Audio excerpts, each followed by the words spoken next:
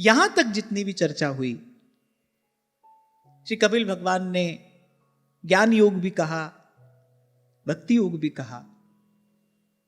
इसकी अंतिम सिद्धि यही है कि अंतःकरण शुद्ध हो जाए। एक बात हम समझ लें, एक बात हम जान लें कि सीधा सच्चा भोला भाला सरल मन ही भगवान के निकट रह सकता है। भाव से भगवान के पास हम भी कभी कभी पहुंचते हैं। जब आपको आनंद आता है, जब आपके नेत्रों से अश्रुधार प्रवाहित होती है, कभी कभी रोम रोम पुलकित होता है, वो वस्तुतः भगवत सामीप्य का ही क्षण होता है। आनंद स्वरूप प्रभु के निकट जब जीव पहुंचता है तभी ऐसे लक्षण प्रकट होते हैं। मन भर जाना, रोम रोम पुलकित होना, नेत्रों से अश्रु प्रवाहित होना, कुछ देर के लिए इस जगत प्रपंच की विस्मृति हो जाना, वो जो क्षण होता है ना, वो भगवत सामीप्य का ही क्षण होता है। उस समय ये जानना चाहिए, इस समय हम आनंद स्वरूप प्रभु के पास खड़े हैं। तो कभी कभी भाव से भाव में हम भी प्रभु के निकट पहुंचते हैं, लेकिन वहां बने नहीं रह पाते। ये बात तो आप सब लोग मानोगे ना, ये तो आपका हमारा सबका अनुभव है भाई। उस भाव का अनुभव होता है कभी कभी, थोड़ी घनी देर के लिए होता है, लेकिन वो बना नहीं रहता। वो सुख, वो आनंद स्थिर नहीं रहता। वो जो मन के संकल्प विकल्प हैं, वो जो बुद्धि की किंतु परंतु है, वो हमको वहां पर बने नहीं रहने देती। वो जो क्षण है, वो भगवत सामीप्य का क्षण है, वो भगवान के सानिध्य का क्षण है। हम उस समय भाव स्वरूप होकर आनंद स्वरूप प्रभु के बिल्कुल निकट खड़े होते हैं। मन सीधा सरल हो, बहुत अधिक ना जानता हो ना जानना चाहता हो, तो ऐसा मन उस भाव में सदा स्थित रह सकता है, सदा स्थिर रहेगा, सदा ही प्रभु के निकट रहेगा। श्री डोंगरे जी महाराज एक प्रसंग सुनाया करते थे। कहते जब कन्हैया गोचारण के लिए जाते हैं तो मैया कलेऊ बांध कर देती है। सब ग्वाल बाल अपने अपने घर से कुछ भोजन सामग्री लेकर आते हैं। कन्हैया बीच में बैठ जाते हैं। सब ग्वाल बाल जो हैं वो चारों ओर मंडल बनाकर बैठ जाते हैं। लेकिन बैठते कैसे हैं? जो छोटे छोटे हैं वो तो कन्हैया के बिल्कुल पास बैठते हैं, और जो बड़े बड़े हैं, मान जो ऊंचे ऊंचे हैं, उनको प्रभु थोड़ा पीछे बैठाते ताकि सबको दर्शन होता रहे। अब ये नन्हा सा बालक यहाँ बैठा है, इसको सबसे पीछे कैसे बैठाया जा सकता है? इस बेचारे को कैसे दर्शन होगा? अब कोई 6 फुट का व्यक्ति होगा, उसको तो कहा जाएगा भाई तुम पीछे बैठो, तुमको तो वहां से भी दर्शन होगा। ये बेचारा पीछे से कैसे दर्शन करेगा? तो जो नन्हे मुन्ने हैं उनको कन्हैया अपने पास बैठाते हैं, और जो ऊंचे ऊंचे हैं ठाकुर जी कहते हैं हाँ भाई तुम थोड़ा दूर बैठो, सबको दर्शन मिलना चाहिए। तो ऐसे ही बड़ा न जाने पाए है साहिब के दरबार। आप जितने बड़े हो जाओगे उतने उतने प्रभु से दूर हो जाओगे। इसलिए कल मैं आपको कह रहा था भाई, व्यवहार में क्यों सावधानी रखनी पड़ती है, रखनी चाहिए साधक को, क्योंकि व्यवहार में भाई लाग लपेट करनी पड़ती है। कोई तैयार होकर आपके सामने आया, कैसे लग रहे हैं? अब मान लो आपको अच्छा नहीं लग रहा है, कहना पड़ेगा ना बहुत अच्छे लग रहे हो। एक बार कह के देखो अच्छे नहीं लग रहे, वहीं झगड़ा हो जाएगा, वहीं झंझट हो जाएगा। मैंने तो क्योंकि व्यवहार जगत को बहुत निकट से देखा है, मौन रहता हूं, लेकिन सीखता रहता हूं इससे कि देखो यहां पर क्या हो रहा है, ये देखो ये कैसा तमाशा हो रहा है, सब कुछ झूठ पर चल रहा है। तभी महाप्रभु कह रहे प्रपंच बंच सब काल व्याल को खायो, सब झूठ पर चल रहा है। सत्य की बात, सत्य का अनुभव, सत्य का दर्शन, वो तो केवल संत के भक्त के ही निकट होता है। ये जो जगत प्रपंच है, ये तो भाई सब झूठ पर चल रहा है, सब लाग लपेट है यहां पर। अब इससे बच के कहीं जा भी नहीं सकते। तो साधक क्या करे कि भाई कम से कम, इसीलिए साधक के लिए यही निर्देश महापुरुष करते हैं, भाई कम से कम व्यवहार में लिप्त हो, क्योंकि यहां जाओगे यहां तो सब ये झूठखोरी करनी पड़ेगी। मैंने तो आपको छोटा सा उदाहरण दिया, आप सब मुस्कुरा रहे थे, मैंने क्योंकि ऐसा होता ही है, ऐसा ही तो होता है। आपसे कोई आपका बड़ा प्रियजन, अब मान लो धर्म पत्नी पूछ ले पति से तैयार होकर कैसी लग रही हूं, उसकी क्या मजाल वो कह दे अच्छी नहीं लग रही हो। सब झूठ पर ही तो चल रहा है भाई। तो ये तो व्यवहार है, इसमें पढ़ोगे तो मन सीधा सरल नहीं रहेगा। मेरे कहने का तात्पर्य ये है, इसमें बहुत लिप्त होगे मन सीधा सच्चा नहीं रहेगा, ये सीधा सच्चा मन को रहने ही नहीं देगा। इसलिए ध्रुवदास जी कह रहे हैं, कह रहे तेई भय जगत ते न्यारे, जिन वृंदावन चंद संभारे। श्री हरिवंश नाम रस झिले, क्यों सोहे लोगन में मिले। अरे भक्त को तो कण कण अपने प्रियतम का, अपने प्रेमास्पद का जान पड़ता है। उसके मन में किसी के लिए कोई अभाव नहीं है, उसके मन में किसी के लिए कोई हीन भावना नहीं है। पर भजनी सोई विवेक सो, करे समझ के प्रीत। संग उसी का करना चाहिए जिसके संग से इष्ट के प्रति आपकी श्रद्धा, आपकी भावना बढ़े। संग सोई जाके मिले, भूले ग्रह व्यवहार। इसीलिए उस दिन मैंने आपको कहा था कि मन के पीछे मत चलते चले जाना। अगर आपके पास मन है तो आपके पास बुद्धि भी है, उस बुद्धि का सदुपयोग करना, किसका संग करना है, किसका नहीं करना है, और किसका संग कितना करना है। इसी के लिए भगवान ने बुद्धि दी है, इसी के लिए सत्संग है, इसी के लिए विवेक है। कबीर तो कहते हैं साधु ऐसा चाहिए, साधु होना ही ऐसा चाहिए, जैसा सूप सुभाए, सार सार को गही रहे, और थोथा दे उड़ाए। और एक और बात मैंने आपसे कभी कही थी, भाई बाहर का खेल बिगड़ता हो कोई बात नहीं, भीतर का खेल नहीं बिगड़ना चाहिए। बाहर की कोई क्षति होती हो वो कोई बहुत बड़ी चिंता का विषय नहीं है, वो क्षति पूरी हो जाएगी। देखना मन ना बिगड़े, मन ना मैला हो जाए। क्यों? क्योंकि बिखरो मन सिमटत नहीं। इसमें पड़ तो जाओगे, इससे निकलना मुश्किल है। और मैं कहता हूं एक साधक करे क्या? एक साधक बस अपने मन की ही तो संभाल करे, क्योंकि मन ही मिलावे राम से।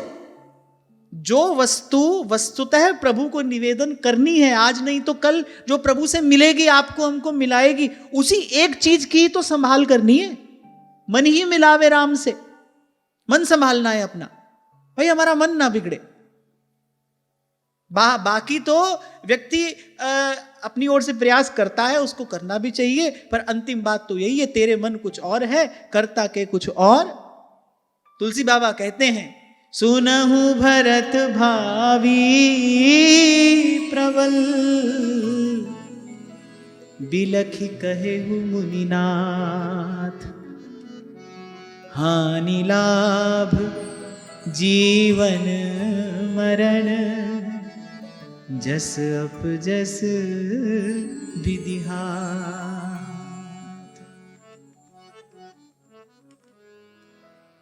तो भगवान कृपा करे, संतों का संग मिले, मन शुद्ध हो जाए, और उसके बाद हम सत्संग में बने रहें ताकि मन शुद्ध रहे। मैं बार बार आपसे कहता हूं भाई, मन सीधा हो जाए ये एक बात है, सीधा रहे ये दूसरी बात है। क्योंकि मन को सीधा रखना कैसे है? जैसे मानो पर्वत की चोटी पर पहुंचकर फिर वहां बने रहना।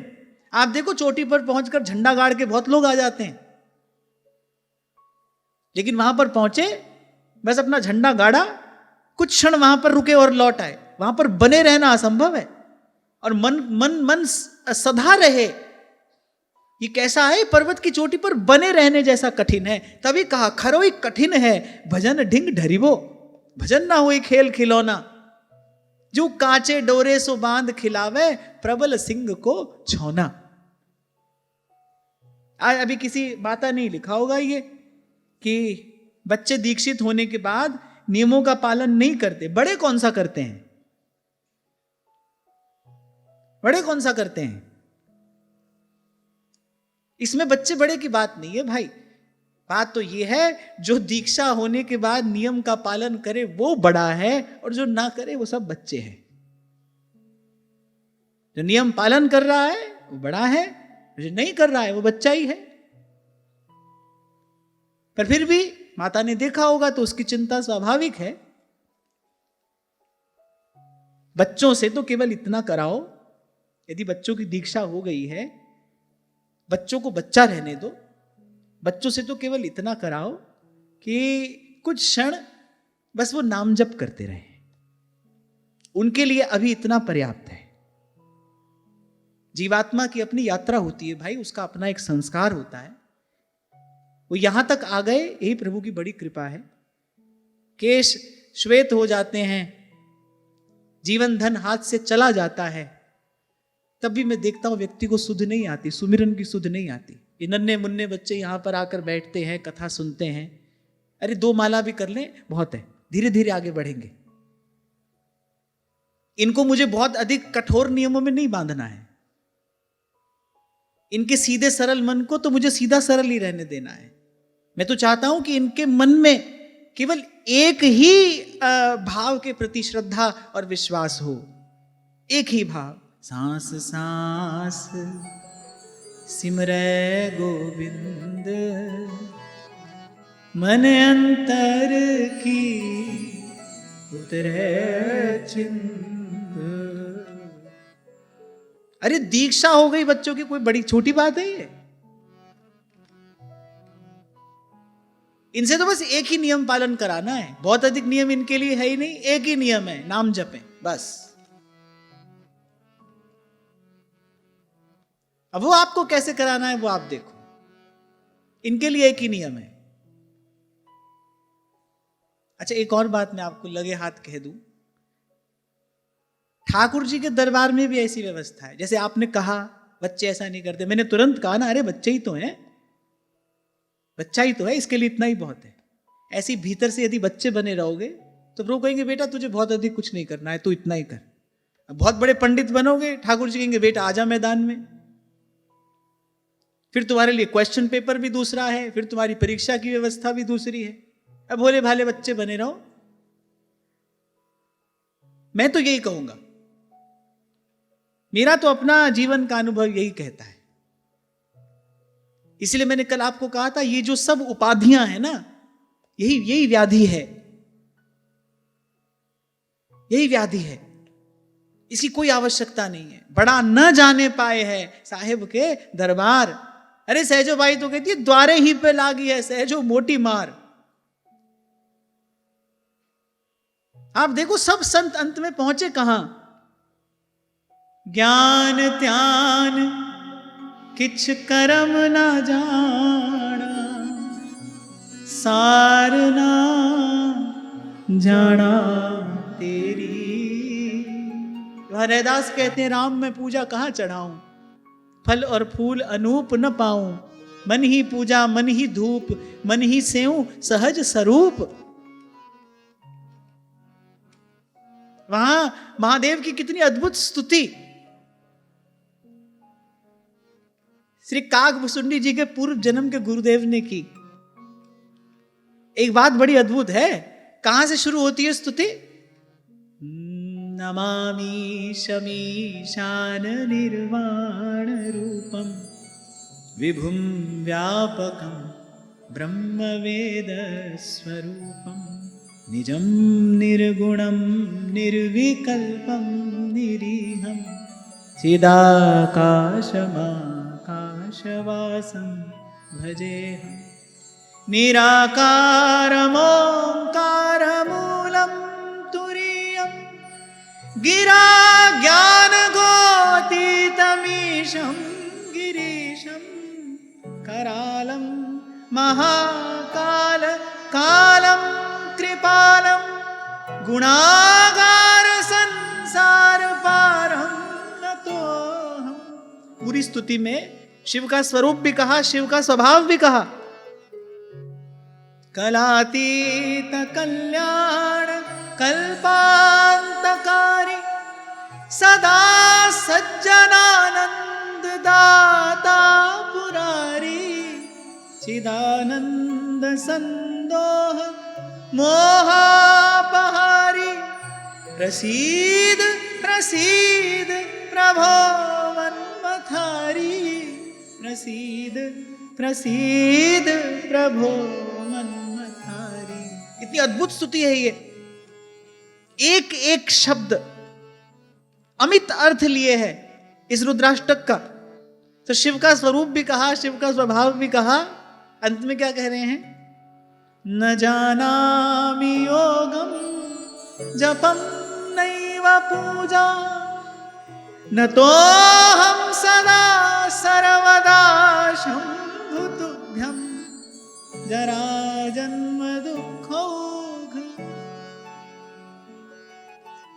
प्रभो पाहियापन नमामीश शंभो, प्रभो पाहियापन नमामीश शंभो, नमामि शमीशान निर्वाण रूपम विभुं व्यापकम्।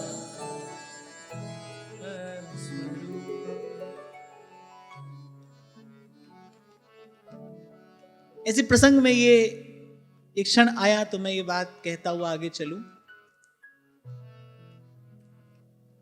कि भगवान के उस रस स्वरूप का अनुभव होने से पहले प्रभु के इस शिव स्वरूप का, इस ज्ञान स्वरूप का अनुभव साधक को होता है, अवश्य होता है। ये इस यात्रा का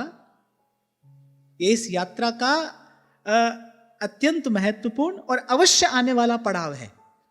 जिसको रस स्वरूप प्रभु का अनुभव करना है वो पहले ज्ञान स्वरूप प्रभु का अनुभव करेगा।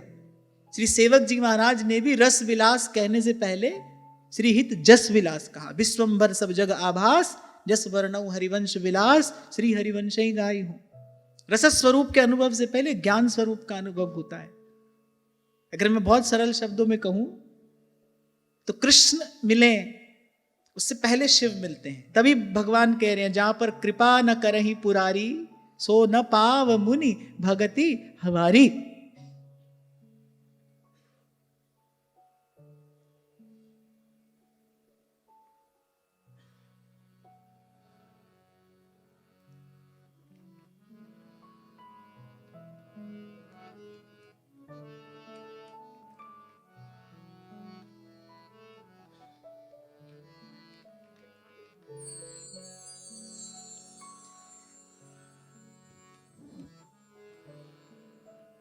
हाँ, तो जो जानते हैं वो भी अंत में यही पर आकर समर्पण करते हैं। न जानामि योगम जपम नैव पूजा, न तो हम सदा सर्वदा शंभु तुभ्यम। बस आपको प्रणाम करते हैं।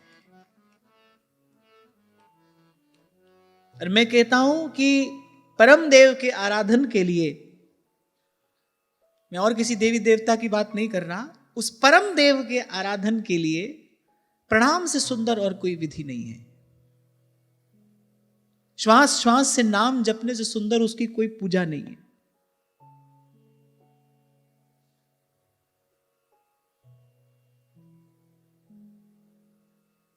तो पहले अंतःकरण शुद्ध हो जाए, फिर सत्संग की कृपा से शुद्ध रहे। इसीलिए महादेव कहते हैं बार बार वर मांगी हूं, यही दीजिए प्रभु भक्ति सदा सत्संग। सदा में अन्वय है। ये जो सदा शब्द कहा ना, ये सदा शब्द भक्ति के साथ भी है और सदा शब्द सत्संग के साथ भी, इसलिए मध्य में कहा भक्ति सदा सत्संग। ये कविता की विधि होती है। सदा शब्द का प्रयोग दोनों के साथ है। तो सदा भक्ति के लिए क्या चाहिए? सदा सत्संग चाहिए। मन सदा भक्तिमय रहे तो इसके लिए आवश्यक है मन सदा सत्संग में बना रहे। तन ही राख सत्संग में, मन ही प्रेम रस भेव, सुख चाहत हरिवंश हित, कृष्ण कल्पतरु से। अब यहां तक तो भगवान ने कहा भाई ये करना चाहिए। अब कुछ ऐसी बात भगवान कह रहे हैं जो नहीं करना चाहिए, कदापि नहीं करना चाहिए, अत्यंत सावधान रहना चाहिए। और अब जब मैं ये कहूंगा तो आप देखेंगे कि हमारे द्वारा ये कभी ना कभी, कहीं ना कहीं होता ही आया है, हो ही रहा है। अहम सर्वेषु भूतेषु भूतात्मा वस्थितः सदा, तम अवज्ञाय मां मर्त्यः कुरुतेर्चा विडम्बनम्। भगवान कह रहे माता, मैं आत्मा रूप से सदा सभी जीवों में स्थित हूं। इसलिए जो लोग मुझ सर्वभूत स्थित परमात्मा का अनादर करके केवल प्रतिमा में ही मेरा पूजन करते हैं, उनकी पूजा केवल स्वांग है, केवल दंभ है। शायद गत सत्र में इस विषय पर विस्तार से चर्चा हुई थी। जीवे दया नामे रुचि, ये सिद्धांत भी है। देखो, जीवन में जब सत्वगुण बढ़ता है, पता कैसे चलता है? जब सत्वगुण बढ़ता है तो जो चित्त है वो दया से द्रवीभूत रहता है। वैष्णव जन तो तेने कहिए पीर पराई जाने रे, पर दुखे उपकार करे सोए, मन अभिमान ना आने रे, वैष्णव जन तो तेने कही। ध्यान रखना, जब तक सत्वगुण नहीं बढ़ेगा तब तक भजन नहीं होगा। भजन में मन का निवेश ही नहीं होगा, जिसको आप मन का लगना कहते हैं। भजन में बैठ जाना एक बात है, भजन में मन का लगना दूसरी बात है। मन का निवेश नहीं होगा जब तक सत्वगुण बढ़ेगा नहीं। और सत्वगुण बढ़ा है, इसका लक्षण क्या है? इसका प्रथम लक्षण है जीव मात्र पर दया। किसी का दुख देखकर हृदय द्रवीभूत हो जाए, व्याकुल हो जाए। जैसे अपनी पीड़ा से मन व्याकुल होता है, ऐसे किसी दूसरे की पीड़ा से भी मन व्याकुल हो जाए। जो 3 बातें श्रीमद् भागवत जी में कही भगवान को सहजता से, जिससे भगवान प्रसन्न हो जाते हैं, सबसे पहली बात यही है, दयया सर्वभूतेषु संतुष्ट्या येन केनवा सर्वेन्द्रियोपशांत्या च तुष्यत्याशु जनार्दनः। दयया सर्वभूतेषु। तो भगवान कह रहे हैं, भाई जो केवल प्रतिमा में ही मेरा पूजन करता है और जहां मैं आत्मा रूप से विराजमान हूं वहां पर मेरा अनादर करता है, बोले उसकी पूजा केवल स्वांग है। मैंने तो खूब देखा है, यहां तो ठाकुर जी की पूजा कर रहे हैं, सेवा कर रहे हैं, हाथ में माला है, और घर में जो सेवक सहयोगी है उस पर बैठे बैठे चिल्ला रहे हैं। तभी तो बाबा बुल्ले शाह कहते हैं, बुल्लिया मंदिर ढा मसीदा ढा, ढा जड़ा कुछ ढेंदा, पर कदे ना ढावी दिल किसेदा, रब दिला विच रहिंदा। अरे बाकी सब मंदिर तो हमारे बनाए हैं, ये मंदिर तो प्रभु ने बनाया है, और इसमें आप आकर विराजमान हुए हैं। जब भक्ति बढ़ती है, जब जैसे जैसे भाव शुद्ध होता है, जैसे जैसे ये आत्मा प्रभु के निकट पहुंचती है, अनुभव होता है, दर्शन होता है। सिया राम मैं सब जग जानी, करहूं प्रणाम जोरी जुग पान। एक बार उस घटना का स्मरण करो। नामदेव जी ने अमनिया बनाया, प्रभु को भोग लगाएंगे, अमनिया बनाकर रखा। अब कुत्ता आया, वो बड़ी देर से देख रहा था, घात लगाए बैठा था। जैसे ही नामदेव जी ने रोटी बनाकर रखी, मुंह में दबाया, भागा।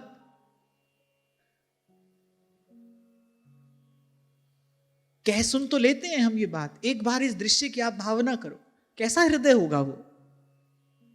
नामदेव ने पकाई रोटी, कुत्ते ने उठाई, पीछे घी का कटोरा लिए जा रहे,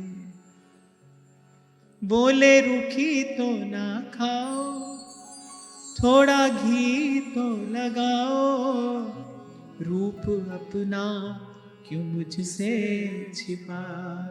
अरे पांडुरंग, मुझसे छिपते क्यों हो? आप देखो ये कैसी विमल, कैसी उज्जवल भजन भावना है।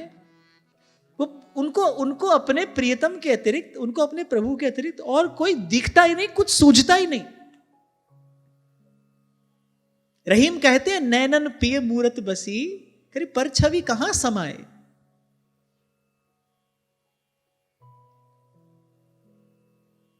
भरी सराय रहीम लख, पथिक आप फिर जाए। ऐसा थोड़ी है कि जब भक्त चलता है इस मार्ग पर, ऐसा थोड़ी उसके सामने कोई आकर्षण नहीं आता। आते हैं, उसके जीवन में भी आकर्षण, उसके जीवन में भी ऐसे ऐसे प्रलोभन आते हैं, पर जब उसके रोम रोम को भरा देखते हैं ना वो प्रभु से, द्वार से लौट जाते हैं। रहीम कहते हैं, भरी सराय रहीम लख, पथिक आप फिर जाए। सराय धर्मशाला को कहते हैं ना। अब कोई पथिक आए और जब देखे धर्मशाला में कोई कक्ष खाली नहीं है तो बेचारा क्या करेगा, लौटे ही तो जाएगा। ऐसे कहते हैं, नैनन पिय मूर्ति बसी, अब पर छवि कहां समाए। कितना भरा है हृदय, जित देखो चित श्याममयी है। एक होता है जब जब जब प्रभु हमारा दृश्य है, समझना इसको। एक है जब हम प्रभु का दर्शन कर रहे हैं, प्रभु दृश्य हैं, हम दृष्टा हैं, अपनी दृष्टि से हम प्रभु का दर्शन कर रहे हैं। अभी हम अलग हैं, वो अलग हैं। एक स्थिति है जब प्रभु दृश्य हैं, पर यह स्थिति है जब प्रभु ही दृष्टि हो गए हैं। जित देखो चित श्याममयी है। मैं तो जितनी बार इस घटना का स्मरण मुझे होता है तो मेरे भीतर कुछ हलचल होती है कि कैसा हृदय होगा। भाई मन बुद्धि इस स्थिति की कल्पना तो नहीं कर सकती। कभी प्रभु कृपा करें, संतों की कृपा से हम तो ये भी नहीं कह सकते कि हमको ऐसी स्थिति प्राप्त हो जाए, बड़ा मैला कुचैला मन है।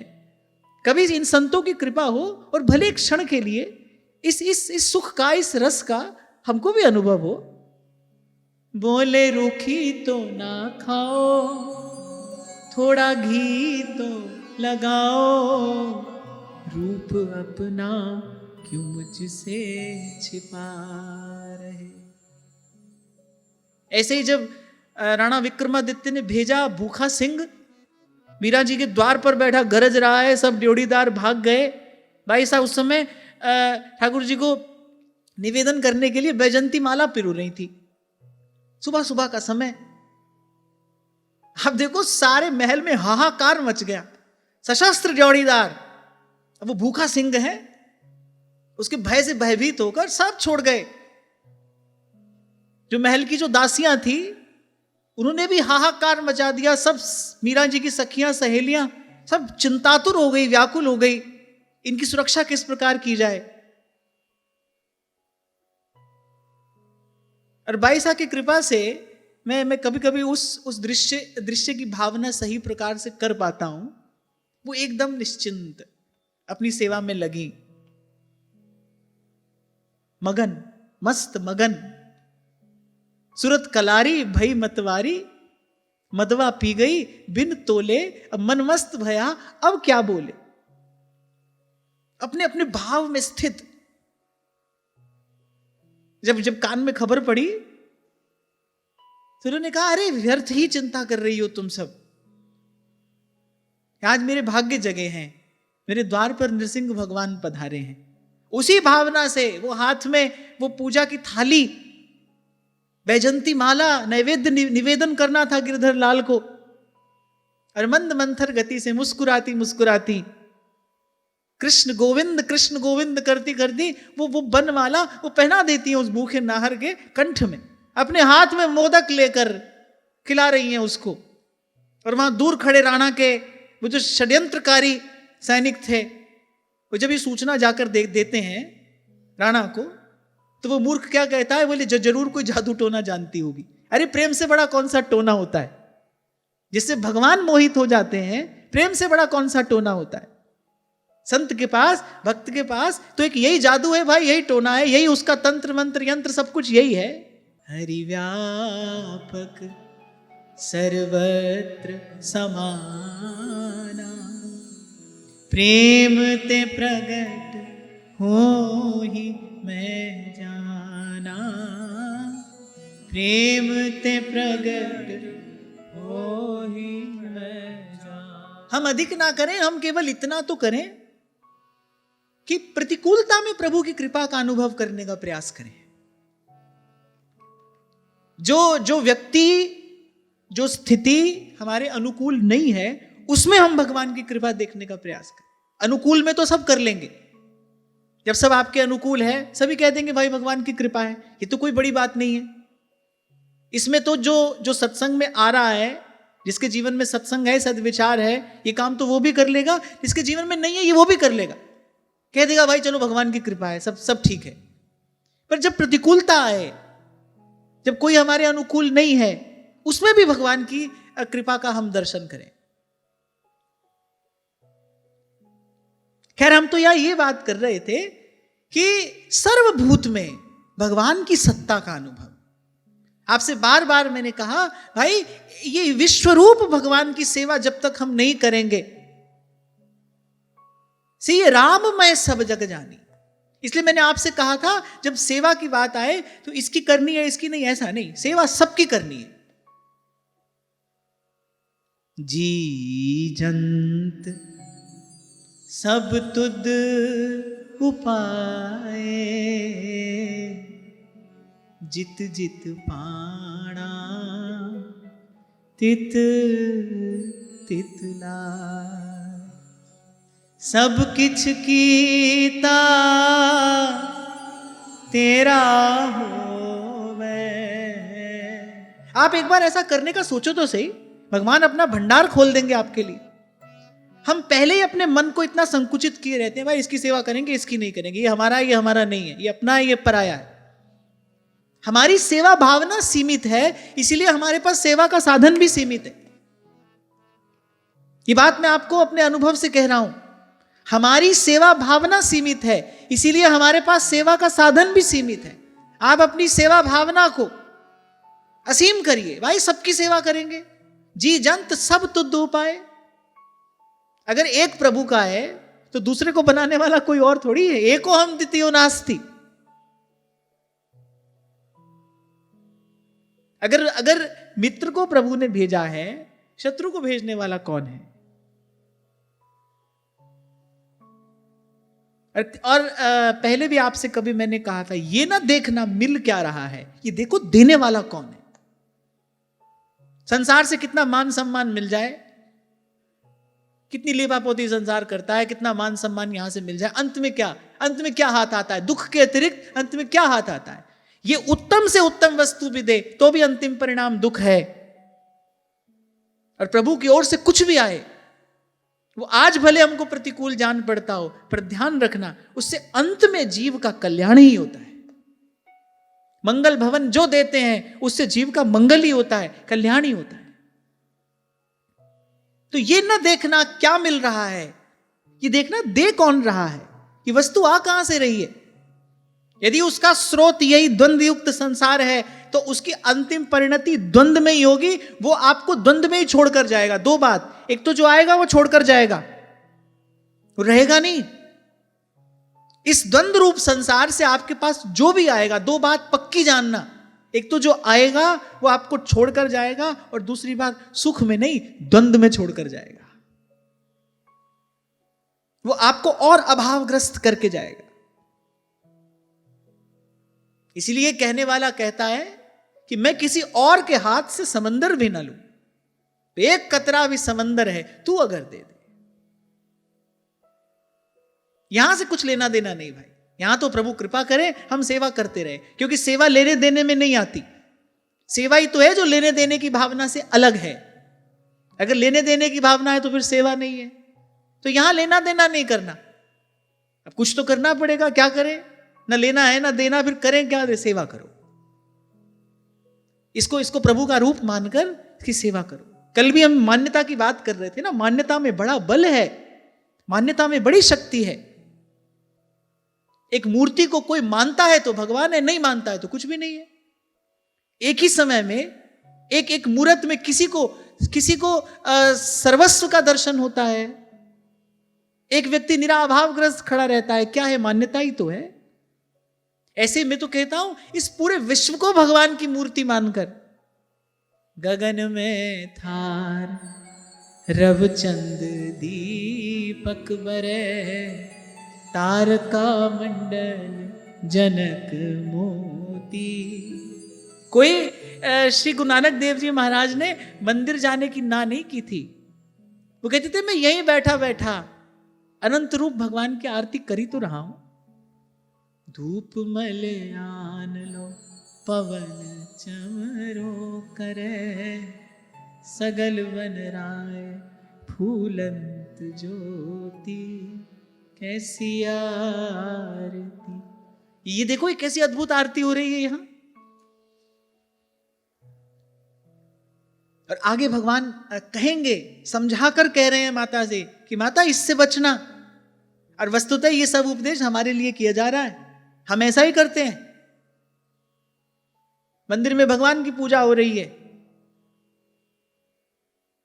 मन में कोप कपट चल रहा है, व्यवहार में झूठ सच हो रहा है, भगवान कह रहे भाई ध्यान रखना, ऐसी पूजा केवल स्वांग है, दंभ है। इससे क्या होगा? हमने भगवान की पूजा की है, की तो नहीं, पर इससे ये मिथ्या अभिमान बढ़ेगा, हमने भगवान की पूजा की है।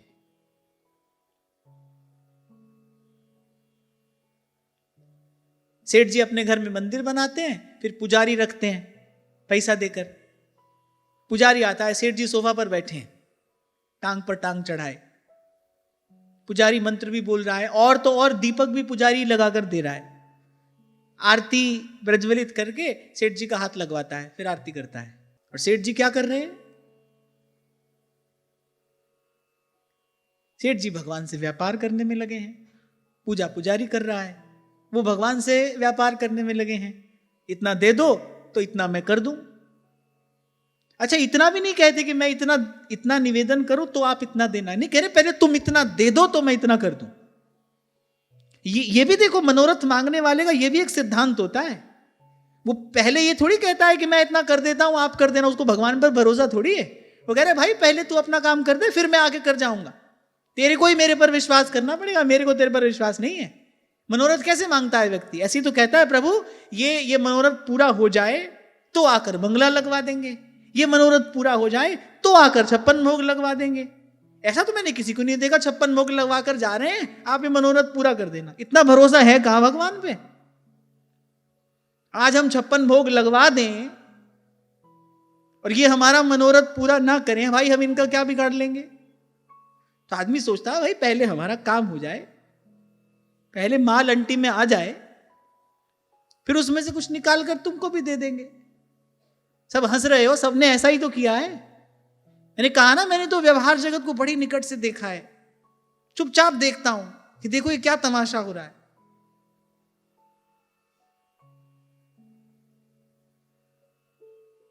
तभी तो कहता हूं भाई, भाग जग्या हरा साध संगत सू सांवरिया के बट की। मैं तो अपने जीवन में उस दिन का उत्सव मनाता हूं और अंतिम श्वास तक मनाता रहूंगा जिस दिन मेरे बाबा ने मुझे हाथ में जल लेकर संकल्प कराया, बोले बेटा ये 2 काम जीवन में कभी नहीं करना। कितने बड़े प्रपंच से बचा लिया। क्या क्या नहीं करना पड़ता हमको। मैं आज बैठा बैठा सोचता हूं भाई अगर कदम उस दिशा में बढ़ा दिया होता, आज क्या क्या नहीं करना पड़ता, सब कुछ करना पड़ता। झूठ भी कहना पड़ता, सेठ साहूकारों की चापलूसी भी करनी पड़ती। कल हम यही बात तो करे थे भाई, धन का काम तो धन से ही होता है, धन का काम तो धन से ही होता है। भाई आपके भंडारा लगाना है तो उसके लिए धन चाहिए, हर चीज के लिए धन चाहिए। ये भी करना पड़ता, वो भी करना पड़ता। और यह जो एक मन एक है, उससे या तो ये करते या घड़ी 2 घड़ी भगवान का भजन कर लेते। भाग खुल्या म्हारा साध संगत सू सांवरिया के बट की। संतों ने कृपा करके दिखाया कि देखो जो सर्व समर्थ थे, श्री महाप्रभु जी, श्री स्वामी हरिदास जी महाराज, अकबर हाथ जोड़कर खड़ा है, महाराज हमको कोई सेवा बता दो। वो नहीं करा सकते थे सेवा, उनको नहीं पड़ी थी लोक के हित की, उनके मन में लोक मंगल लोक कल्याण की कोई भावना नहीं थी। वो क्या इतने स्वार्थी थे, केवल अपने लिए ही सोच रहे थे, जगत के कल्याण की कोई कामना उनके मन में नहीं थी। अरे जो परोपकार के लिए देह धर के आए हैं, परोपकार देह धरणम,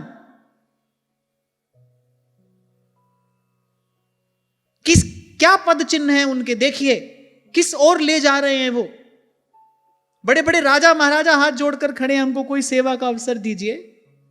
उन्होंने कहा नहीं भाई, हम यहां पड़े हैं वृंदावन की कुंजों में, तुम्हारी जहां इच्छा हो जाओ जाकर सेवा करो। बहुत विनती करने पर भी स्वामी जी ने क्या कहा, अच्छा ठीक है बंदरों को चना डलवा दिया करो और एक राज आज्ञा तुम्हारी ओर से हो जाए कि यहां किसी भी प्रकार वन्य पशुओं का कोई आखेट ना करे, यहां की तरुलता न काटे कोई, ये आज्ञा तुम्हारी ओर से हो जाए, बस केवल इतना। हमारे पास तो क्या है, उनके पास क्या नहीं था, कैसा जीवन जिया उन्होंने। सेवक जी महाराज स्पष्ट कर रहे हैं, लता भवन सुख शीतल छहा, श्री हरिवंश रहत नित जहां। आगे जोर से बोलो, तहां न वैभव आन की। पहले भी शायद मैंने आपको कभी संकेत किया था, जो प्रिया जी का वो जो कुंज भवन है, महल शब्द का प्रयोग महाप्रभु जी की वाणी में नहीं है, महल शब्द का प्रयोग नहीं है, कुंज भवन शब्द का प्रयोग है, मंदिर शब्द का प्रयोग है। तो वो जो कुंज भवन है, वो जो कुंज वाटी है, उसकी रचना कैसी हुई है कि देखत नव निकुंज सुन सजनी, लागत है अति चारु, माधविका केतकी लता लय रचो मदन आगारू। वृंदावन की जो तरु लताएं हैं ना, उन्होंने ये कुंज भवन की रचना करके दी है। उसी में प्रियालाल विराजते हैं, सुख से विराजते हैं। लता लता सब कल्प तरु और पारिजात सब फूल, सहज एक रस रहते हैं झलकत यमुना कूल।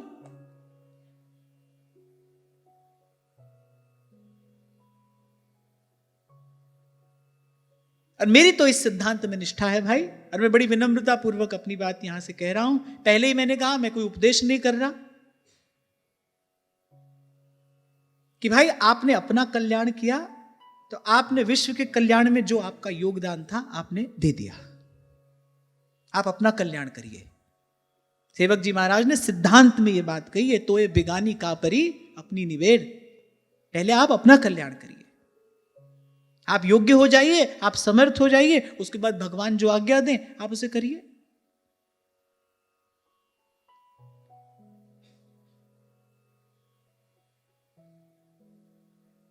क्या कह रहा था मैं इससे पहले?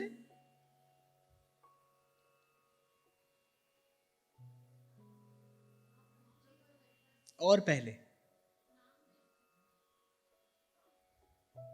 भाग खुल्या म्हारा साध संगत सु, सांवरिया के बट की।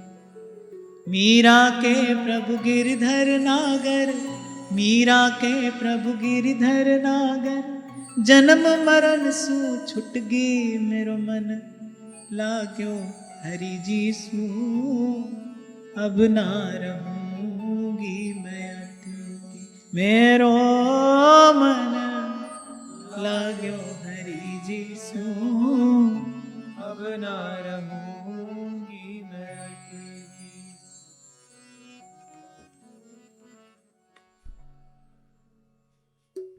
कुछ पंक्तियां ऐसी होती हैं जिनको ऐसे गाए बिना आनंद नहीं आता है ना। भाग खुला मारा साध संगत सु, सांवरिया के बट की। भाग खुला मारा साध संगत सु, सांवरिया के बट की।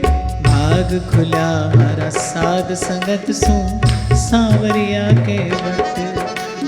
भाग खुला मारा साध संगत सु, सांवरिया के बट की। के प्रभु गिरधर नागर, मीरा के प्रभु गिरधर नागर, मीरा के प्रभु गिरधर नागर, मीरा के प्रभु गिरधर नागर। जन्म मरण सो छुट गई मेरो मन, लाग्यो हरि जी सो अब ना रहूंगी मैं अटकी। मेरो मन लाग्यो हरि जी सो अब ना रहूंगी मैं अटकी। देखो ऐसा होता है ना, जैसे मान लो आज आपने कोई बात पढ़ी, कल आपने उसको अपने जीवन में घटता देख लिया, तो उस बात में आपकी श्रद्धा हो जाएगी ना, उसमें आपका विश्वास हो जाएगा।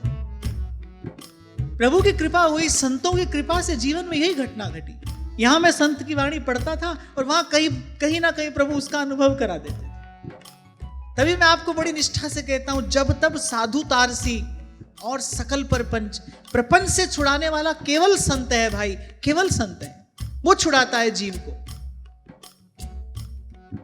100% सही ही कहा है सहजो भाई जी ने, हरि तो कुटुंब जाल में घेरी, गुरु ने काटी ममता मेरी। साधु बचा लेता है, पतन के कूप में गिरते जीव को पकड़कर बचा लेता है साधु, हाथ पकड़कर ले आता है उसको, प्रभु के चरणों में समर्पित कर देता है। ये संत की ही सामर्थ्य है, संत की ही सामर्थ्य है।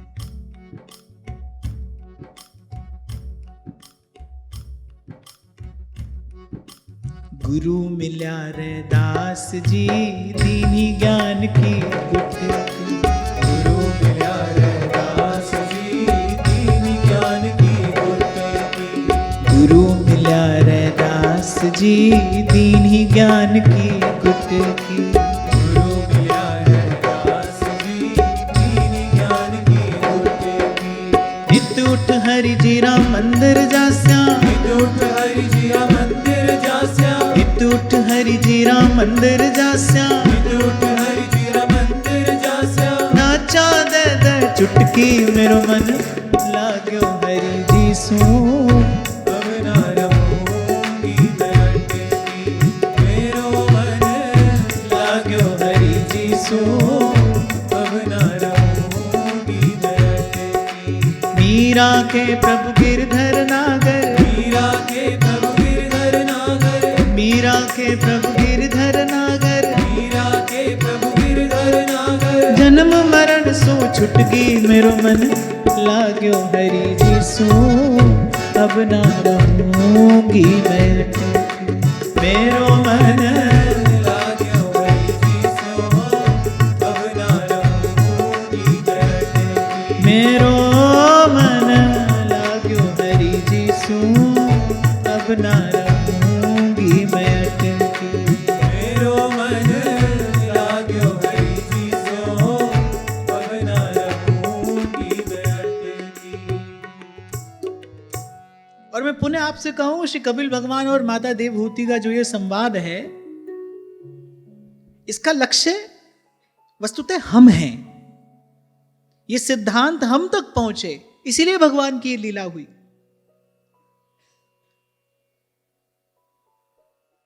श्री स्वामी सत्यानंद जी महाराज ने भक्ति प्रकाश में भक्तों का भी चरित्र गाया है। ज्ञान योग, कर्म योग, भक्ति योग भी उन्होंने बड़ा सुंदर कहा। भक्तों का चरित्र भी गाया। भक्त चरित्र में माता देवहूति का भी प्रसंग है। वहां श्री स्वामी जी तो माता देवहूति के विषय में ये लिखते हैं कि कपिल भगवान को कोख में ही वो दिव्य संस्कार देने वाली माता देवहूति तो है। मैं आपसे पहले दिन जब ये संवाद आरंभ हुआ था, मैंने कहा था कि जिस जननी के गर्भ में जगन निवास भगवान रहे होंगे, वो जननी कोई साधारण होगी? माता ने पहले ही कहा, मेरी जन्म परंपरा तो समाप्त हो गई है, मैं तो जीवन मुक्त हूं। ये एक शब्द संकेत करता है, क्योंकि वो भगवान की माता है, भगवान में सब है, इसलिए वो सबकी माता हुई। जो भगवान की मां है, और भगवान में कौन है? भगवान में सब है। भगवान अनंत कोटि ब्रह्मांड नायक है। तो जो भगवान की माता है भाई, वो सबकी माता है, वो जगन माता है। इसीलिए जीव मात्र पर उनकी दया है, उनकी कृपा करुणा है। वो जीव मात्र के प्रति करुणावश प्रभु से ये सब बात पूछती हैं, प्रभु ये चर्चा करते हैं। जैसे मैंने आपको कभी कहा था ना कि भाई अर्जुन को किसी भी स्थिति में मोह नहीं हो सकता, अर्जुन तो भगवान की विभूति है। पर भक्त को भगवान अपनी लीला में निमित्त बनाते हैं, लीला का विस्तार करने के लिए। ऐसे यहां माता देवहूति इस लीला विस्तार में निमित्त बनी है। उन्होंने पूछा, भगवान ने उत्तर दिया। तो ये बात हमारे लिए है, ऐसा हम सब नित्य करते हैं। इसलिए भगवान ने कहा, जो पहले जो करना है वो बताया, अब जो नहीं करना है भगवान वो भी कह रहे हैं, क्या नहीं करना है। तो भगवान ने कहा कि भाई मैं तो आत्मा रूप से सदा सब जीवों में स्थित हूं। और भगवान ने कहा, जो मुझ सर्वभूत स्थित परमात्मा का अनादर करके केवल प्रतिमा में ही मेरा पूजन करता है, बोले उसकी पूजा तो स्वांग है, वो तो विडंबना है, दंभ है, पाखंड है। निंदा कर रहे हैं भगवान ऐसी पूजा की। यहां तो भाई अनन्यता के नाम पर यह देखने में आता है कि अपने इष्ट का आदर करते हुए किसी दूसरे के इष्ट तक का अनादर कर डालते हैं। तभी व्यास जी ने लिखा, जल सींचत है मूल में और वृक्ष लगावे आग, करे इष्ट से अन्य निंदरे तेजन महा अभाग। प्रातः स्मरणीय श्री रसिक पद रेणु जी महाराज ये दो पंक्तियां सुनाया करते थे। वो कहते थे कि अगर तू बस्ती में है, अगर तू सिर्फ बस्ती में है तो फिर वीराने में कौन? क्योंकि वेदांत का प्रथम सिद्धांत यही तो है, एको हम द्वितीयो नास्ति। एक ही है, वो जो भी है एक है। आत्म साक्षात्कार के बाद गुरु साहेब पहला शब्द एक ही तो कहते हैं, एक ओंकार, जो मूल में है वो एक है। तो कह रहे अगर तू सिर्फ बस्ती में है तो फिर वीराने में कौन, और अगर तू तस्बीह के एक दाने में है तो फिर दाने दाने में कौन। इसलिए मैंने कहा सेवक जी महाराज ने रस विलास कहने से पहले जस विलास कहा। इसलिए मैंने कहा रस स्वरूप भगवान का अनुभव तब होगा जब पहले ज्ञान स्वरूप भगवान का अनुभव होगा। पहले भगवान ज्ञान के रूप में ही जीवन में आते हैं। इसीलिए कहा प्रथम जो शुकमुख वचन सुनावो, इससे ज्ञान होगा वस्तु का। श्री भगवत रसिक देव जी महाराज अनन्य रसिक हुए, उनकी अनन्यता भी अद्भुत है। पर वो भी पहली बात यही कह रहे प्रथम सुने भागवत भक्त मुख भगवत बानी। प्रथम सुने भागवत, दूजे नवदा भक्ति व्यास नव भांति बखानी। बोले पहले भागवत सुने और फिर भागवत का श्रवण करके नवदा भक्ति का अनुष्ठान करे। ये भागवत धर्म है। श्रवणम कीर्तनम विष्णो स्मरणम पाद सेवनम अर्चनम वंदनम दास्यम सख्यम आत्मनिवेदनम। ध्यान से पढ़ी हो सेवक वाणी तो सेवक जी महाराज ने बिल्कुल यही क्रम तो बताया है। रस विलास बाद में कहा, पहले जस विलास कहा है। पहले भगवान के ज्ञान स्वरूप का अनुभव होगा, या फिर यह कह लो पहले ज्ञान का प्रकाश होगा तभी तो वस्तु का अनुभव होगा। प्रथम सुने भागवत भक्त मुख भगवत वाणी, दूजे नवदा भक्ति व्यास नव भांति बखानी। मैं ठीक से कह नहीं पाया छप्पे, मुझे इस समय पूरा छप्पे स्मरण नहीं आ रहा। और यही बात सेवक जी महाराज ने कहा प्रथम जो शुकमुख वचन सुनावो। इस बात को मानना ही पड़ेगा, इसके बिना समस्या का समाधान नहीं होगा, मानना ही पड़ेगा। सेवक जी महाराज ने जो सेवक वाणी कही उसमें क्रम है ना। पहले प्रकरण को दूसरे के स्थान पर नहीं रखा जा सकता, दूसरे को चौथे के स्थान पर नहीं रखा जा सकता। ये जो क्रम है ना ये भी बड़ा महत्वपूर्ण है। देखो महाभारत का वचन है कि तर्को प्रतिष्ठा श्रुतयोर विभिन्ना नैको ऋषिर यस्य मतम प्रमाणम धर्मस्य तत्वम निहितम गुहायाम महाजनो येन गतः सपंथाः। यानी भाई अनेक अनेक प्रकार के विचार, अनेक अनेक प्रकार के सिद्धांत हैं। आप अपनी बुद्धि से तो इसका पार नहीं पा सकते। कोई भी एक ऋषि ऐसा नहीं है जिसके मत को आप पूर्ण प्रमाण मान ले, माने उसमें कहीं ना कहीं कोई ना कोई अभाव आपको मिल जाएगा। तो करें क्या, आत्म कल्याण के लिए क्या करें? करें महाजनो येन गतः सपंथाः। इस पंक्ति का अर्थ समझते हैं क्या? लेकिन यहां पर महाजनों में एक वचन है। मैंने यहां कहा कि जिस पर कोई भक्त चलकर गया है, कोई महत जन जिस पर चलकर गया है, बोले वही रास्ता है। हमारे लिए वो एक कौन है? श्री नाभाजी महाराज ने कहा ना, सकृत कोई जानिए, कोई एक जानता है। वो एक कौन है? हमारे लिए वो सेवक जी महाराज है। इसलिए श्री नागरीदास जी ने कहा प्रथम श्री सेवक पद सिर नाओ। पहला प्रणाम किसको किया जाता है? पहला प्रणाम गुरु को ही तो किया जाता है। कह रहे प्रथम श्री सेवक पद सिर नाओ करऊं कृपा श्री दामोदर मोपे श्री हरिवंश चरण रति पाऊं गुण गंभीर व्यास नंदन जुके तुम प्रसाद सुजस जस गाऊं नागरीदास के तुम ही सहायक रसिक अनन्य नृपति मन भाऊं। प्रथम श्री सेवक पद सिर नाओ। हमारे लिए वो एक कौन है? सेवक जी महाराज है। सेवक जी महाराज की जो वाणी है उसी क्रम का हमको भी अनुसरण करना है। हमारे लिए यही है श्री गुरु चरण सरोज रज निज मन मुकुर सुधार। पहला प्रकरण सेवक जी कह रहे हैं जस विलास, और उसमें भी पहली बात कहते हैं प्रथम जो शुकमुख वचन सुनावो। क्यों? क्योंकि पहले भाई और अंतर में ज्ञान का प्रकाश होगा। यहां इस स्थान पर आप बैठे हैं, यहां गुप्त अंधेरा हो, आप भी हो, पुस्तक भी रखी हो, आप पढ़ना भी जानते हो, लेकिन गुप्त अंधेरा हो, आप पढ़ सकते हो? आप नहीं पढ़ सकते। पहले क्या करोगे? पहले प्रकाश करोगे। आप भी हैं, वस्तु भी है, लेकिन यदि अंधकार है तो आपको वस्तु का दर्शन नहीं होगा। ऐसे ही आप भी हो, जीव भी है, ब्रह्म भी है, पर अज्ञान और अविद्या के अंधकार के कारण जीव को उसका दर्शन नहीं होता, जीव को उसका अनुभव नहीं होता। तो पहले, इसलिए यह क्रम है, पहला प्रणाम गुरु को किया जाता है। गुरु माने ज्ञान, गुरु की कृपा होगी माने ज्ञान का प्रकाश होगा तो वस्तु का अनुभव होगा। तो इसलिए यहां जो कहा जा रहा है हमारे लिए यही मार्ग है, यही रास्ता है। इसकी कोई भी बात, इसका कोई भी सिद्धांत हम इधर उधर नहीं कर सकते।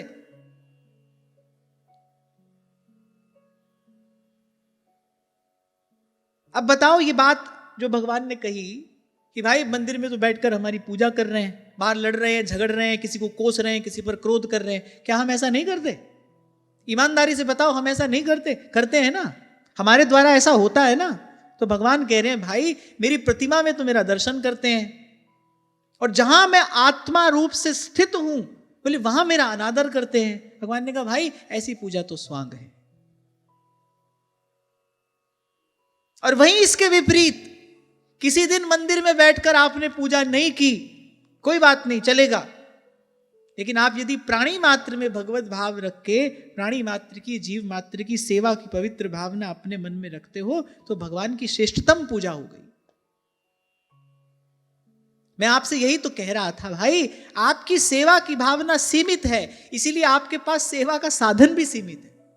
आपकी सेवा भावना असीम हो जाए, भगवान अपना भंडार खोल देंगे।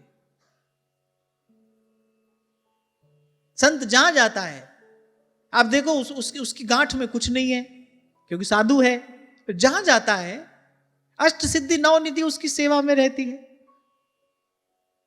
माया को सब जग भजे, माधो भजे न को, जो कदापि माधो भजे माया चेरी हो।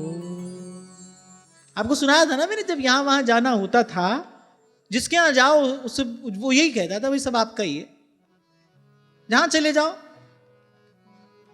अभी कुछ दिन पहले घटना घटी, मुझे किसी स्थान पर अपनी ओर से अपने भाव से कोई सेवा पहुंचानी थी,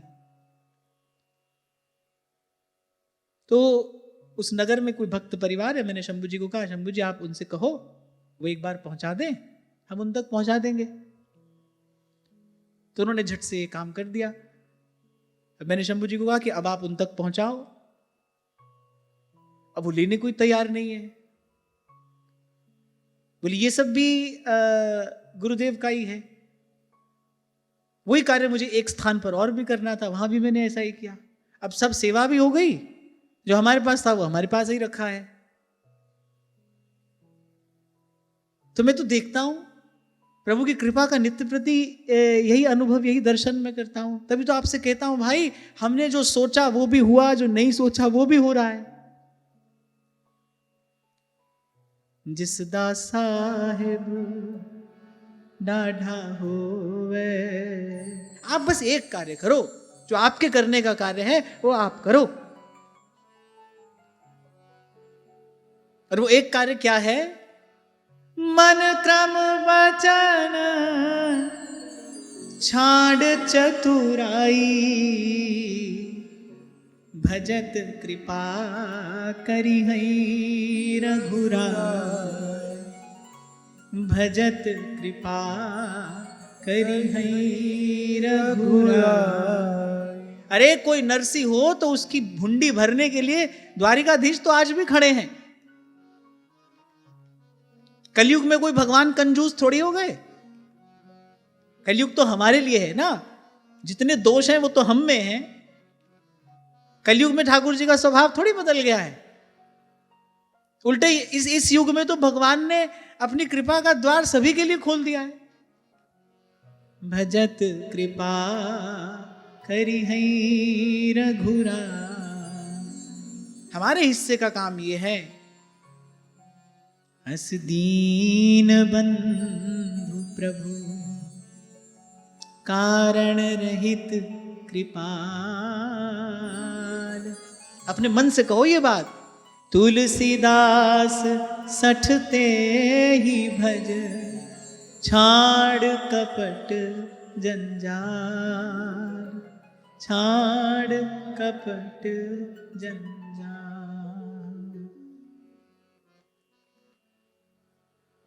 अब वो छोटा था तो कोई गाता था, सुनता था मैं, प्यार नाल ओनू कोई बुलांदा नहीं, फेर कहंदे मुरली वाला आंदा नहीं, प्यार नाल ओनू कोई बुलांदा नहीं, फेर कहंदे मुरली वाला आंदा नहीं। तो ना तो भगवान कंजूस हुए हैं, ना भगवान का स्वभाव बदला है, वो अभी भी वैसे ही उदार हैं, वैसा ही करे कारण रहित कृपाल।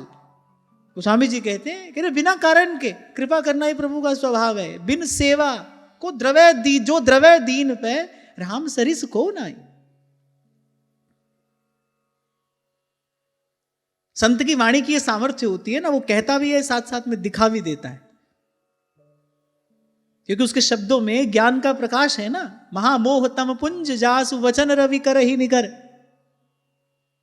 एक प्रकार से सारी सृष्टि का अस्तित्व ही समाप्त हो जाता है। घनी रात्रि में जब कुछ भी दिखाई नहीं पड़ता, जो दिखाई नहीं पड़ रहा वो न के ही बराबर तो है, और जैसे ही सूर्य उदय होते हैं सबका दर्शन होता है। ऐसे ही जब गुरु की कृपा से जब ज्ञान रूपी सूर्य उदय होता है तब सत्य का दर्शन होता है। संत की वाणी की यह सामर्थ्य है, संत कहता भी है दिखा भी देता है।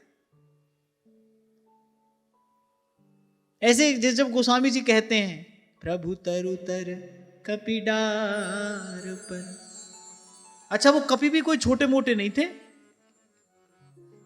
और पर्वत के समान एक एक बानर भालू है भगवान की सेना में, पर्वत के समान उनका आकार है। और श्री रघुनाथ जी लखननाथ जी दोनों सुकुमार, अत्यंत सुकुमार। जब परशुराम जी आए सभा में और जनक जी से डांट कर पूछा, क्यों रे मूढ़ जनक, किसने मेरे इष्ट आराध्य का यह धनुष भंजन किया है? तो जब श्री रघुनाथ जी ने कहा, प्रभु ऐसा कार्य करने वाला कोई आपका सेवक ही तो होगा। अच्छा देखो, जब क्रोध आता है ना तो विचार शक्ति क्षीण हो जाती है। भगवान परशुराम उस समय ये भूल गए, भाई जिसने महादेव का धनुष तोड़ा होगा वो कौन होगा। तो जब ऐसे मंद मंद मुस्कुराते हुए जब श्री रघुनाथ जी ने उत्तर दिया ना, तो जो रामायण के जो चिंतक विचारक हैं वो कहते कि अरे बड़ी कठिनाई से परशुराम जी क्रोध को थाम पाए, माने क्रोध रह नहीं पा रहा था। प्रभु का वो मंद मंद मुस्कुराता मुखचंद्र, और वो कह रहे हैं प्रभु ये कार्य करने वाला आपके सेवक के अतिरिक्त दूसरा और कौन हो सकता है। क्रोध कर नहीं पा रहे हैं। ऐसा ऐसा प्रभु का रूप है कि कोई विकार प्रभु के सन्मुख ठहरता नहीं। तो खैर हम तो कह रहे थे बड़ा सुकुमार प्रभु का रूप, माखन से भी कोमल श्रीअंग प्रभु का, और वहां पर्वत के समान आकार वाले वो बानर भालू। और गोस्वामी जी लिखते हैं प्रभु तरु तर कपिडार पर, पांव लटका कर बैठे हैं ठाकुर जी के मस्तक के ऊपर, जिनकी पाद पीठ का स्पर्श ब्रह्मा जी बड़े संकोच के साथ में करते हैं। प्रभु की जो चरण चौकी है उस पाद पीठ का स्पर्श ब्रह्मा जी बड़े संकोच से अपने मुकुट के केवल अग्रभाग से करते हैं। और वहां वो बंदर भालू देखो, भगवान नीचे बैठे हैं, वो ऊपर बैठे हैं, और प्रभु के मस्तक के ऊपर टांग लटकाए बैठे हैं। अपनी पूंछ से ही चंवर ढुरा रहे हैं भगवान के सर पे। प्रभु तरु तर कपिडार पर ते किए आप समान, ते किए आप समान, तुलसी कहूं न राम से, साहिब शील निधान, साहिब शील कहते हैं, हरि दीन बंधु प्रभु कारण रहित कृपाल, तुलसीदास सठ ते ही भज छाड़ कपट जंजाल। तो मैं कह रहा था आप और मैं तो अपने हिस्से का काम करें, मन क्रम वचन छाड़ चतुराई, भजत कृपा करी हई रघुराई। अरे कोई दूर थोड़ी हो गए भगवान, ना भगवान का कोई स्वभाव बदल गया, ना भगवान का हृदय संकुचित हो गया, वो तो अभी भी वैसे ही उदार है। बिन सेवा जो द्रवय दीन पे राम सरिस को नाही। इसलिए कहा करता हूं आपसे भाई, देर भी हमारे ही भीतर है, अंधेर भी हमारे ही भीतर है। प्रभु के घर ना देर है ना अंधेर है। झूठ कहता है वो प्रभु का स्वभाव जानता ही नहीं जो कहता है भगवान के घर देर है अंधेर नहीं। भगवान के घर कोई देर नहीं है, कोई अंधेर नहीं है।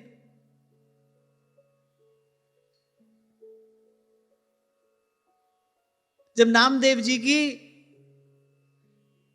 झोपड़ी में छप्पर छाया द्वारिकाधीश ने, अच्छा प्रभु स्वयं आए। आप देखो, जिनकी मात्र भ्रिकुटी के भय से सागर सप्त उबलते देखा, जिनकी मात्र कृपा दृष्टि से सकल विश्व को पलते देखा, जिनके एक संकल्प मात्र से अनेक अनेक ब्रह्मांडों का लय विलय हो जाता है, भक्त का कार्य भगवान अपने हाथ से करते हैं। क्योंकि भक्त के लिए वो भगवान नहीं है ना, वो उसके प्राण प्रियतम है। वहां भगवान अपनी भगवत्ता एक और रख देते हैं। अब ब्रह्मा का भी रचना आकार जो है, सृष्टिकर्ता की रचना करने वाला जो है, वो जब छप्पर छवाएगा तो भाई बड़ा सुंदर होगा अवश्य ही। नामदेव जी के गांव वालों ने पूछा, क्यों रे नामा, अरे ये मजदूर कहां से लाया इतना सुंदर छप्पर, हमें भी पता बता। नामदेव जी मुस्कुराए। भक्तमाल में बड़ा सुंदर दोहा मिलता है, बोले बुला तो दूंगा लेकिन उसकी मजदूरी नहीं दे पाओगे। पहले मैं बुला तो दूंगा लेकिन तुम उसकी मजदूरी नहीं दे पाओगे। वो मजदूरी विशेष लेता है। सबसे ऊंची प्रेम सगाई, सबसे ऊंची प्रेम सगाई। ये शर्त है उसकी भाई, या तो मैं अकेला या फिर बाकी सब, यहां से लेकर ब्रह्मलोक पर्यंत का वैभव, या तो ये या फिर श्री कृष्ण कहते भाई मैं अकेला। पर अर्जुन बुद्धिमान था, कहा नहीं आप ही चाहिए, अकेले आप पर्याप्त हैं, एक आप। इसीलिए अर्जुन भी महाजन है। महाजनो येन गतः सपंथाः। इसलिए उनके मार्ग का अनुसरण करना। एक और सब संपत्ति समृद्धि विभूति सिद्धि खड़ी हो, एक और अकेले प्रभु हो, तो अर्जुन सिखाते हैं। अर्जुन महाजन है ना, महजन है वो सिखाते हैं भाई इन्हीं का चयन करना। सकल पदार्थ द्वार ठाणे श्री गिरिधर पक्ष किए, श्री गिरिधर पक्ष किए। जहां की प्रीत गोविंद स्यों लागी, दुख दर्द प्रम ताका भागी। और जहां का सब किछ ताका हुई, नानक ताको सदा सुख हुई। अच्छा ये बात तो भगवान ने कही है ना, ये यथा माम प्रपद्यन्ते तांस तथैव भजाम्यहम्। गोस्वामी जी कह रहे हैं, जिन कह रही भावना जैसी, प्रभु मूरत देखी तिन तैसी। ये तो भगवान का श्रीमुख वाक्य है।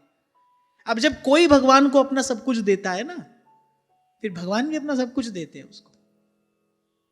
आपको शायद एक प्रसंग मैंने सुनाया था। एक वैष्णव थे, नित्य श्रीनाथ जी का दर्शन किया करते थे। अब श्रीनाथ जी अलंकार प्रिय है। प्रत्येक देवता को कोई ना कोई वस्तु प्रिय होती है। जैसे महादेव अभिषेक प्रिय है, गणपति मोदक प्रिय है, ऐसे विष्णु अलंकार प्रिय है। ऐसा वचन मिलता है। ये अलंकार प्रिय हैं, आभूषण प्रिय है इनको। तो वो देखते थे सब वैष्णवों को सुंदर सुंदर आभूषण श्री गोवर्धन नाथ को निवेदन करते थे, तो उनके भी मन में ये भाव आता था, भाई कभी मैं भी कोई वस्तु निवेदन करूं। अब लौकिक दृष्टि से कोई बहुत अधिक धन संपत्ति उनके पास नहीं थी। एक दिन वो जब भाव का जब प्रवाह बढ़ा, सब सीमाएं ढा दी उसने। जो पास में था वो सब बेचकर बड़ा सुंदर सा हार श्रीनाथ जी के लिए सिद्ध कराया, श्री गोसाई जी को निवेदन किया। गोसाई जी जब श्री जी को हार धारण करा रहे थे तो श्री लाल जी ने कहा, बोले बाबा आप वासे एक बात कह दइयो, बोले मुंह पे कछु हार की खोट थोड़ी हती, मेरे पास कोई हार की कमी थोड़ी थी, मेरे पास तो बहुत हार हैं, पर यह हार सिद्ध कराए वे कि ताई वाने अपनो सब कछु दे दियो। 2 बीघा जमीन थी जिससे परिवार की बसर होती थी, वो भी दे दिया। प्रभु को अपना भाव निवेदन करने के लिए। ठाकुर जी तो भाव प्रवीण हैं, वो भावग्राही भी हैं और वो भाव प्रवीण भी हैं। इसलिए मैं आपको एक बात और कहूंगा, भक्त का आदर भगवान के जैसा और कोई नहीं करता। संसार भक्त का क्या आदर करेगा भाई? संसार के पास भक्त को देने के लिए क्या है? जिनके हिये में बसत हैं 3 लोक के नाथ, उसको संसार क्या देगा? भक्त का आदर तो भगवान करते हैं। तो जब हार धारण हो गया तो श्री ठाकुर जी श्री गोसाई जी से कहते हैं, बोले बाबा आप बाको एक बात कह दियो, बा ने अपनो सर्वस्व मोए समर्पण कर दियो, बा को सर्वस्व मैंने स्वीकार कर लियो। आपको मैंने कहा था, एक है वस्तु का निवेदन करना, एक है श्री जी के द्वारा वस्तु का अंगीकार किया जाना, वस्तु का स्वीकार किया जाना। बोले वाने निवेदन कर दियो और मैंने अंगीकार कर लियो। अब बाबा आप मेरो एक संदेश आप इनको दे दियो, वहां को सब कुछ मेरो और मेरो सब कुछ भगत को। ये उसने मुझे अपना सर्वस्व दिया है और मेरा ये प्रण है, ये यथा माम प्रपद्यन्ते तांस तथैव भजाम्यहम्। हम उसने मुझे अपना सर्वस्व दिया है, भाई उसका सर्वस्व मेरा हुआ, मेरा सर्वस्व उसका हुआ। अब देखो भाई, जीव के पास सर्वस्व के नाम पे क्या होता है, क्या हो सकता है? अधिक से अधिक भी कर लो, आपकी भाषा में कहूं जोर मार के भी आपके मेरे पास में सर्वस्व के नाम पे क्या हो जाएगा? और प्रभु भक्त पर अपना सर्वस्व न्यौछावर करते हैं। और मैं फिर कह रहा हूं, तीसरी बार ये बात कह रहा हूं, यू कोई भी हो, प्रभु का स्वभाव नहीं बदलता। काल का प्रभाव जीव पर पड़ता है, भगवान पर नहीं। भगवान तो अभी भी वैसे ही उदार हैं। वो तो अपने भक्त की सेवा में आज भी तत्पर हैं। बैठते तो हम हैं, आप ठाकुर जी का दर्शन करो तो खड़े ही हैं, तत्पर। सेवक जो होता है ना, सेवक, ऐसे अभी हम 2 दिन पहले पोस्चर की बात कर रहे थे, मुद्रा की बात हम कर रहे थे। ये बड़ा महत्वपूर्ण है। छोटी सी मुद्रा की जाती है उंगली से, प्राण मुद्रा, ये आपका हृदय सशक्त करती है। ऐसी अनेक अनेक मुद्राएं हैं। तन पर ही नहीं, आपके मन पर भी उसका प्रभाव पड़ता है। मुद्रा बदलने से केवल तन पर ही नहीं, मन पर भी प्रभाव पड़ता है। तो ऐसे जो मुद्रा है बड़ी महत्वपूर्ण है। सेवक की मुद्रा क्या होती है? वो बिल्कुल तत्पर। आप देखो हनुमान जी किस आसन में बैठे हैं, आपने देखा है कभी हनुमान जी का आसन? ध्यान से, किस आसन में हनुमान जी बैठते हैं? ऐसे नहीं बैठे हैं जैसे मैं बैठा हूं, आप बैठे हैं, ऐसे नहीं बैठते हनुमान जी। कैसे? एक प्रकार से आधा ही बैठे हैं। हनुमान जी का जो आसन है, आधा ही बैठे हैं, माने जब प्रभु कहें और एकदम उठ के दौड़कर प्रभु का कहा कार्य कर दे, तत्पर। हनुमान जी तो फिर आधा बैठे हैं, और वहां श्री ठाकुर जी वो तो खड़े ही हैं। इसीलिए तो भक्तमाल में सबसे पहले 24 अवतारों की बात की गई है, 24 अवतारों का स्मरण किया गया, क्योंकि भाई इनसे बड़ा भक्त का भक्त और कौन है, इनसे बड़ा भक्तों का सेवक और कौन है। ये तो भक्त की सेवा में सदा ही तत्पर है, सदा।